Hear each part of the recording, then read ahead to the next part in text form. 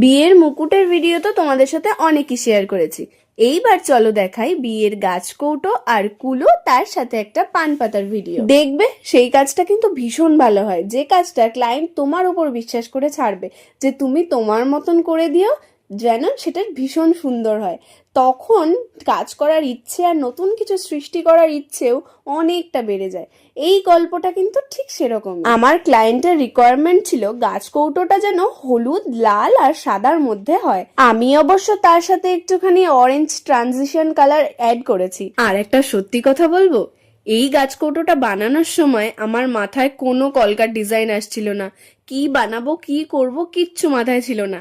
নিচেই যে ডিজাইনটা করছি, এটা করার পর দুবার আমি লাল রং করেছি, কেননা ডিজাইনগুলো আমার পছন্দই হচ্ছিল না।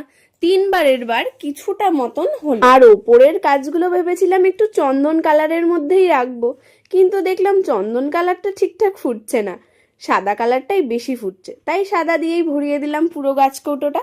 আর তার সাথে মাঝে মাঝে দিয়েছিলাম একটু লালের ছোঁয়া, আর একটু পুঁথিও অ্যাড করে দিয়েছিলাম। গাছ কৌটোর এই যে শেপটা, এই শেপটা দেখেই কিন্তু আমার ক্লায়েন্ট একেবারেই পছন্দ করে নিয়েছে। আর আমিও পুরো মার্কেট ঘুরে এই ডিজাইনটা এক পিসি পেয়েছিলাম, এর বেশি আনতেই পারিনি। এখন তোমাদের অনেকেই দেখছি কমেন্ট করছো যে এই ডিজাইনের গাছ কৌটো আর পাওয়া যাবে কিনা।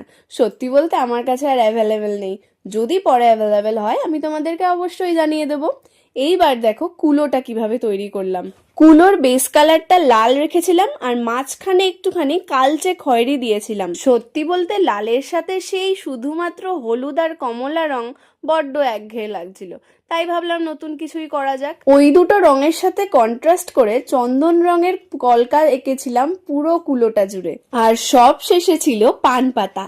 পান পাতাটা অতি যত্নে বানিয়েছিলাম, আগের ডিজাইনের সাথে কিছুটা সিমিলার রেখেও একটু আলাদা করার চেষ্টা করেছিলাম, আর তার মধ্যে দিয়ে দিয়েছিলাম একটু করে পুঁথি। এই ছিল আমার বানানো কুলোর ফুল লুকটা। তোমরা এবার দেখে বলো কোনটা বেশি ভালো হয়েছে, কুলো নাকি এই সুন্দর গাছ কৌটোটা, নাকি শুভ দৃষ্টির জন্য বানানো এই সুন্দর পান পাতাটা।